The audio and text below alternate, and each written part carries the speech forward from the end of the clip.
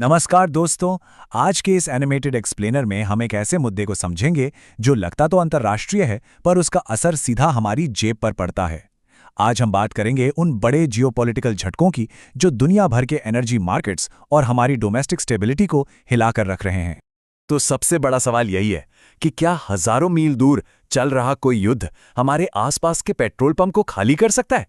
सुनने में थोड़ा अजीब लग सकता है, राइट? पर सच्चाई बिल्कुल ऐसी है। इस पूरी जियोपॉलिटिकल उलझन को आसान भाषा में समझने के लिए हम इस एक्सप्लेनर में इन 5 अहम पड़ावों पर बात करेंगे। हॉर्मुज़ चोक पॉइंट, हमारी आयात पर निर्भरता, पेट्रोल पंप की कीमतें, बदलती ग्लोबल सप्लाई चेन्स और आखिर में इंडिया के स्ट्रेटेजिक बफर्स। तो आइए बिना किसी देरी के शुरू करते हैं पहले पॉइंट से, द हॉर्मुज़ चोक पॉइंट। अब इस बात पर गौर कीजिए, भारत का लगभग 30% कच्चा तेल यानी क्रूड ऑयल एक अकेले भौगोलिक रूप से बेहद नाजुक रास्ते से गुजरता है, जिसे स्ट्रेट ऑफ हॉर्मुज़ कहते हैं। सोचकर देखिए, एक पतले और अस्थिर जल मार्ग पर इतनी भारी निर्भरता प्रैक्टिकली कितना बड़ा रिस्क पैदा करती है। और ये रिस्क तब और भी ज़्यादा डेंजरस हो जाता है जब इन इलाकों में टेंशन बढ़ती है। ईरान से जुड़े टकराव हों, समुद्री रास्तों पर दबाव हों, या फिर भूमध्य सागर में उन शैडो फ्लीट्स यानी छुपकर चलने वाले सैंक्शंस बाईपास करने वाले जहाज़ों पर हाल ही के ड्रोन हमले। इन सब का अल्टीमेट नतीजा क्या होता है? ग्लोबल सप्लाई चेन में झटके लगते हैं और ब्रेंट क्रूड की कीमतें आसमान छूने लगती हैं।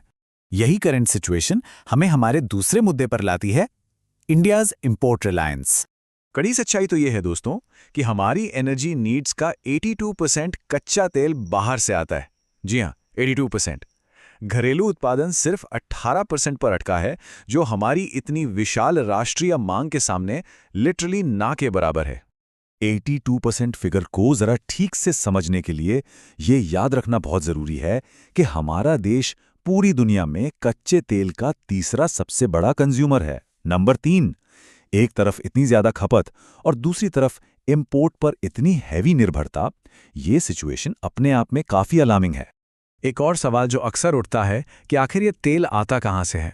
अगर हम डेटा देखें तो हम मेनली उन देशों पर निर्भर हैं जो आजकल डायरेक्टली जियोपॉलिटिकल हॉटस्पॉट्स बने हुए हैं।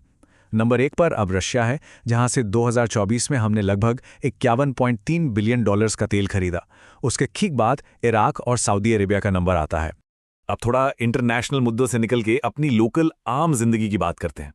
Third point, the price at the pump. Global crisis जब भी बढ़ती हैं तो लोकल लेवल तक उसकी गर्मी पहुंचने में बिल्कुल देर नहीं लगती। 4 साल तक हमारे यहाँ प्राइसेस स्टेबल थे, पर उसके बाद अचानक back to back price shocks आना शुरू हो गए।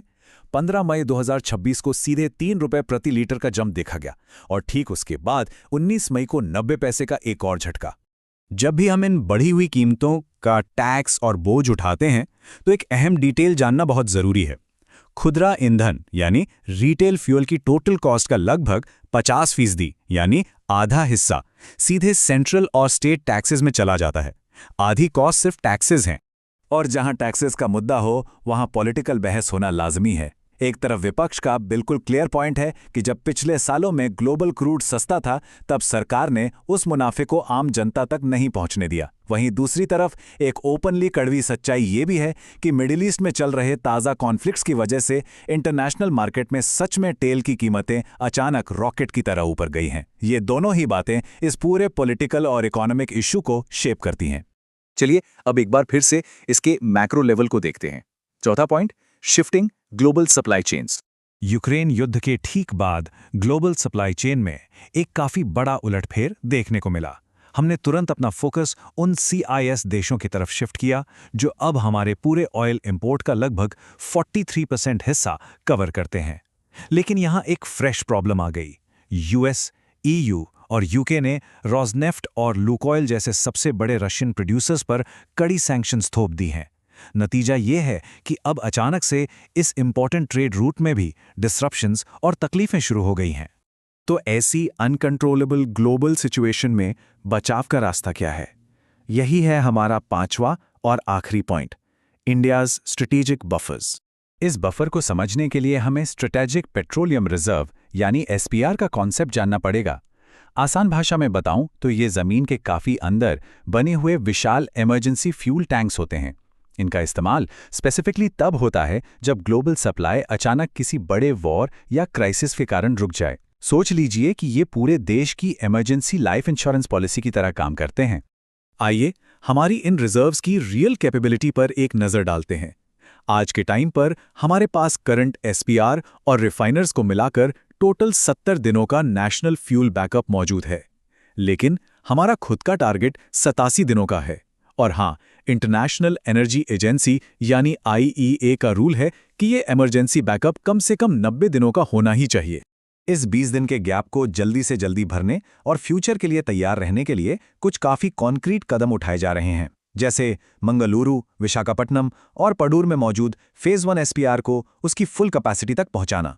चांदीखोल में फेज़ 2 एसपीआर तेजी से डेवलप किया जा रहा है ताकि 12 दिन का एक नया रिजर्व जोड़ा जा सके। और इन सब के साथ कंप्रेस्ड बायोगैस जैसे ऑल्टरनेटिव फ्यूल्स की कैपेसिटी में भी बहुत तेजी लाई जा रही है। वैसे एक बहुत बड़ी राहत की बात यह भी है कि डोमेस्टिक ऑयल रिफाइनिंग कैपेसिटी में हमने जबरदस्त ग्रोथ देखी है। ये कैपेसिटी बढ़कर 258.1 million metric tons per annum तक पहुंच चुकी है। इस मैसिव इन्वेस्टमेंट के चलते भारत प्रैक्टिकली एक पावरफुल ग्लोबल रिफाइनिंग हब बन चुका है, जो रॉ क्रूड मार्केट की इन शॉकवेव्स को आम जनता तक आने से काफी हद तक अब्सॉर्ब कर लेता है। तो आज के इस एनिमेटेड एक्सप्लेनर के बिल्कुल आखिर में मैं बस एक प्रोवोकेशन आपके सोचने के लिए छोड़ता हूं। जैसे जैसे पूरी दुनिया में कॉन्फ्लिक्ट्स और तनाव लगातार बढ़ रहा है, क्या सिर्फ 87 या 90 दिनों का बैकअप हमारे नेशनल फ्यूचर को सेफ रखने के लिए काफ़ी होगा? क्या हमारी ये डिफेंसेस आने वाले कल की कंप्लीटली अनप्रिडिक्टेबल जियोपॉलिटिक्स का सामना कर पाएंगी? ये एक ऐसी डिस्कशन है जो कभी रुकनी नहीं चाहिए। उम्मीद है आपको मुद्दा समझ आया होगा।